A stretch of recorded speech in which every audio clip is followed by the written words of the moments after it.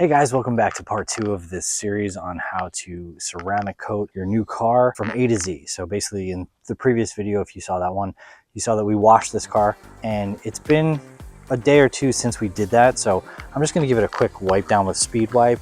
Normally you would go directly into the cleaning process right after, but we just didn't have time that day. So it's been sitting here and I'm actually gonna show you how to do this from home right now. So I'm just gonna give a quick little wipe or quick little spray and a wipe with the microfiber towel here. Just nice smooth motions. This is just to get any dust off that maybe hit the car since it's been sitting outside for a couple days.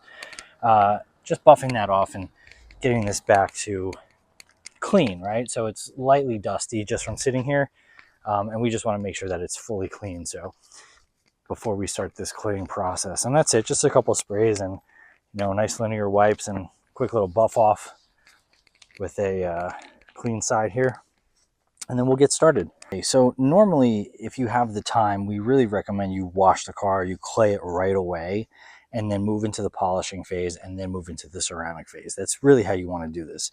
It's probably about an 8-hour process, depending on how quickly you can do all of this or how professional you've gotten at this set. But so here we are now. I'm at home, not in the detail garage. So you can also do this at home. And that's kind of what I want to stress here is I've got a clay bar, which is the medium grade. This is all I have at home. This is a new car, so you probably could get away with a light clay bar or even the OG clay bar. But this is what I have here is the medium. It can't hurt to go more aggressive with this, but it's kind of unnecessary because of this car. But you might have a car that's way more contaminated. It might be a couple years old, and you would need to go with a heavier duty clay bar like this medium duty. I'm also pairing it with clay luber. You want to make sure that the surface is lubricated at all times. Always keep the surface lubricated. If you're using a dry clay block or bar on the car, you're just going to mar the paint, and that's not what we want. It's the opposite. We're actually trying to pull all the contamination out of the paint by using this clay. Clay is a sticky substance. With the gliding motion of the luber on the paint, you're basically going to pull up all of the embedded contaminants from the paint and leave everything silky smooth. This doesn't remove scratches. That's what the polishing is for, but it does remove all the contamination. So if I go to the paint here, it does look kind of nice in areas. Some spots here, you'll see there are actually some spots that didn't come out with the wash, and that's the embedded contamination that we're talking about. If I rub my hand on the paint, you can hear it's got like a scratchy sound to it, and that's actually not what we want. That is not clean paint. Even though it might look clean, even though we just cleaned it, it is not clean. If you hear that sound, you can hear that, right? This is a spot that's pretty clean, and you don't hear anything. Here, you hear a lot. So there's definitely embedded contamination. So what we're going to do is we're going to open our clay bar. I already have this kind of broken into some pieces, but you don't want to use the whole thing. You just want to grab a little bit like this, right? Save the rest for later. You want to knead this into a nice little patty. Okay, you can stretch it out a little bit. Make sure that it's looking pretty good. And then you can knead this into like a little patty like this kind of size here. A little 3-finger width patty like this. It should be pretty sticky. Okay, and then what you're going to do is you're going to take your clay luber, make sure it's on spray, and you're just going to lubricate the surface, right? You're going to put a lot of this on. More is always better than less. And then you're going to also want to lubricate the clay bar itself, right? And all you're going to do is using the weight of your hand only. You're not putting any pressure down on this. You're just going to lightly put it on the surface and go back and forth like this. That's it. If it should go smooth. It should glide just like it's doing right now, back and forth like this. I don't even have to look at it. I can just feel it's gliding, right? If at any point you get to a section where it starts dragging like this, it means there's not enough lubrication. Just spray some more on there and keep going. This whole process shouldn't take you very long. This is a very large car, so it might take me a little bit longer than normal, but I'm basically just spraying and claying, and that's it. Now, if your car is completely contaminated, you're going to see when you pull this over, you're going to see a bunch of the contamination stuck onto the clay bar. It's okay. All you have to do is re-knead it, kind of re-roll it, roll it into itself, create a new side of the patty that's clean and fresh, and you can keep going. And basically you just keep going until when you start rolling this and kneading this together. If you can't find a new clean spot, then you just grab a new piece of bar from your clay bar pack. This way you're not using too much clay. You don't want to use the whole bar in one shot because you're just going to ruin it. And the clay will last a lot longer for you. Now, how do you know when you're done with a section? Well, I can hear it, but as soon as you go enough, you can't hear it anymore. It's just smooth as butter. That's how you know you're done, right? Now, we're working in the sunlight right now. It is the late afternoon, so the sun is not harsh. The paint is cool to the touch. I do not recommend doing this if the paint is hot or in direct sunlight. This is magic hour light, so it's very soft and gentle, so we're okay. But essentially, once you get to a point where it's pretty smooth, you can take the clay up, grab a clean microfiber towel, and just wipe away the residue, whatever's left from that clay luber, okay? Just nice and dry there, okay? And now check out the difference, okay? I'm gonna take my fingers here. You hear anything? Just the sound of the paint. That's it. Nothing, nothing, nothing, nothing. And then when we get to a point where I haven't done yet, you can hear the scraping again. Nothing.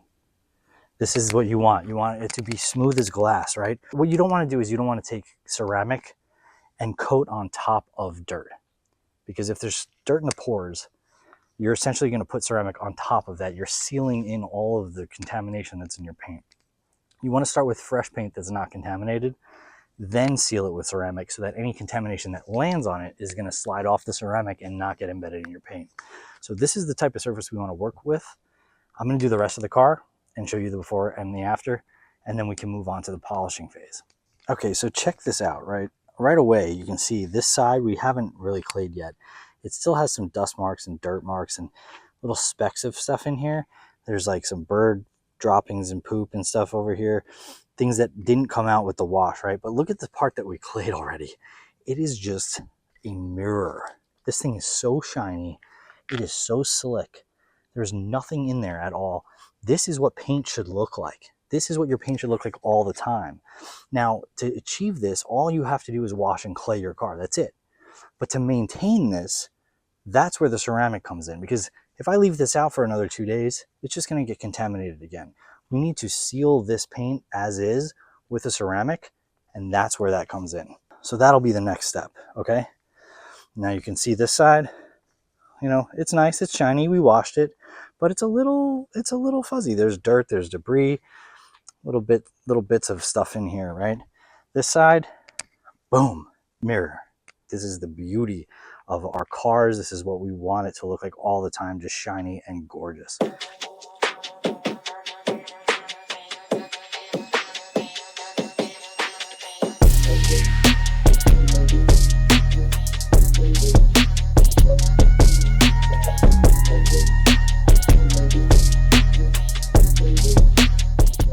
Look at all that.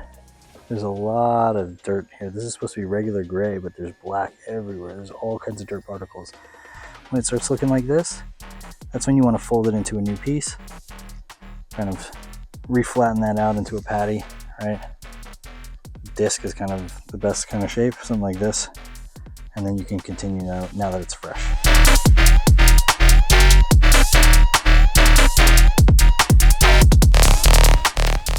So as you guys can see now, the front of this car is completely clayed and it is smooth to the touch. You can't hear anything.